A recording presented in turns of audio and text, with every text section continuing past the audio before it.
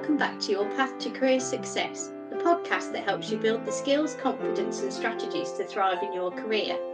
I'm your host Catherine, and today we're diving into a topic that can feel a little uncomfortable, a bit misunderstood, but absolutely critical if you want to grow as a leader: the politics of leadership. How to navigate power, build alliances and influence others ethically. Now, I know what you might be thinking: politics. That's not me. I just want to do good work. And that's absolutely valid. But here's the truth: leadership is political. And if you ignore that, you risk being sidelined, misunderstood, or even manipulated. The key is to understand workplace politics without becoming political in the worst sense of the word. We're talking about how to navigate power, build alliances, and influence others ethically. Today, we're going to explore what politics in leadership actually means, the difference between healthy influence and toxic power plays, how to build alliances without selling your soul, and how to stay grounded in your values while still being effective. We'll break this down into manageable parts, share practical tips, a few leadership quotes that hit home, and reflection questions to help you grow your own political savvy without selling your soul. Before we jump in, grab your favourite beverage, find a comfy spot, and get ready to map out your leadership path with those light bulb moments. So let's get started. Let's start with a reframe. When we talk about leadership politics, we're not talking about gossip, backstabbing, or playing favourites. We're talking about power dynamics, influence, relationships, and decision making. Politics is just the name we give to how things get done behind the scenes. Think about it. Organisations are made up of people with different priorities, perspectives, and agendas. If you're in a leadership position, or aspiring to be, you need to understand those dynamics, because ignoring them doesn't make them go away. It just makes you blind to them. Good leaders don't manipulate these dynamics, they navigate them. They ask, who holds power here and why? What motivates them? Where do I fit in? And how can I build trust while still moving my goals forward? So here's a tip for you. If you're resisting the word politics, try reframing it as relational intelligence in action. As Beyonce said, power is not given to you. You have to take it. What Queen Bee is really getting at here is ownership. You can't afford to just sit back and hope your good work speaks for itself. Politics isn't about playing dirty. It's about owning your voice, your relationships, and your impact.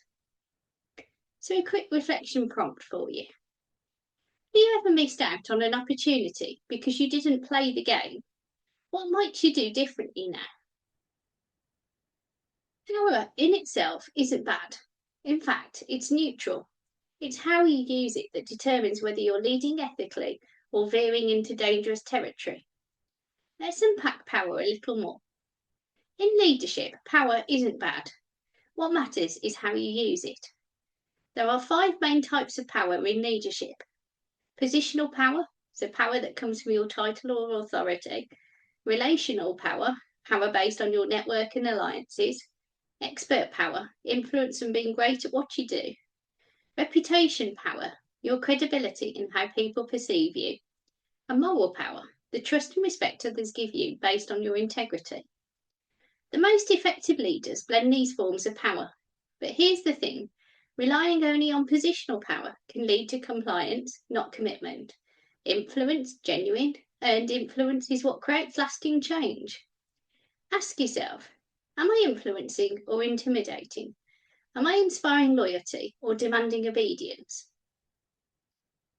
As Uncle Ben said from Spider-Man, with great power comes great responsibility. It's a cliche, but true. Power without empathy or ethics becomes coercion.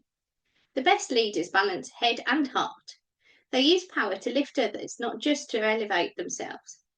So here's a quick tip for you. Conduct a personal power audit. Ask yourself, which types of power do I currently have? What could I develop further? And am I using them fairly?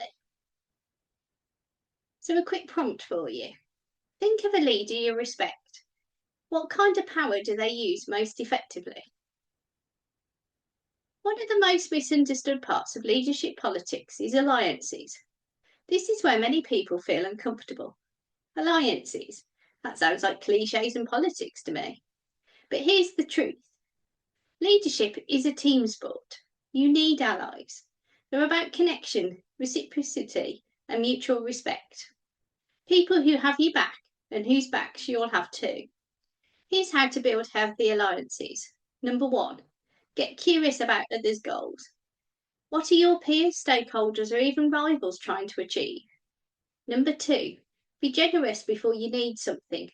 Help others, support them, celebrate their wins. Number 3, find shared interests. Align your goals with theirs when you can. That's where true collaboration happens. And number 4, maintain integrity. Don't promise what you can't deliver. Keep confidences. Honour your word.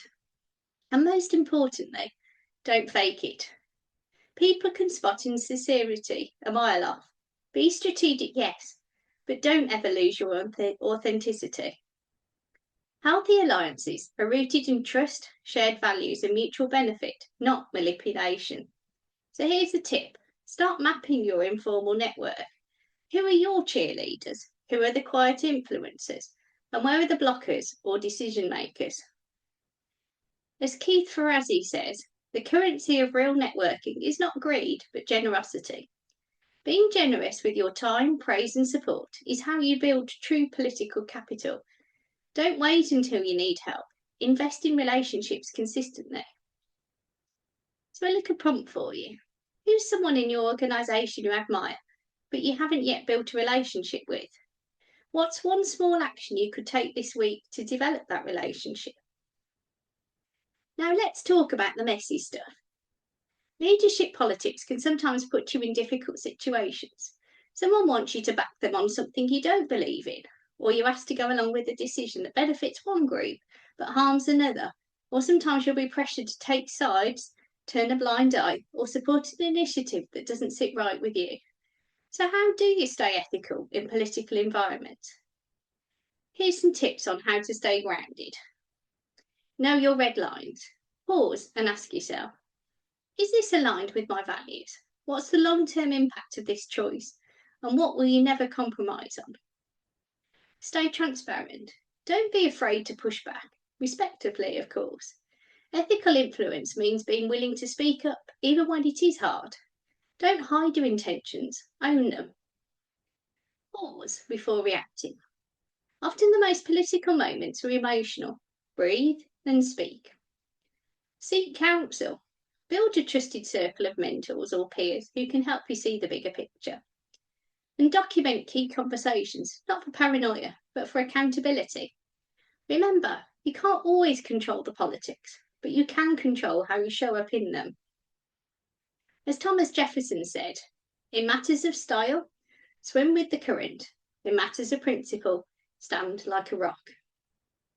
So a quick tip, ask yourself in tough moments, what would I advise a friend to do here?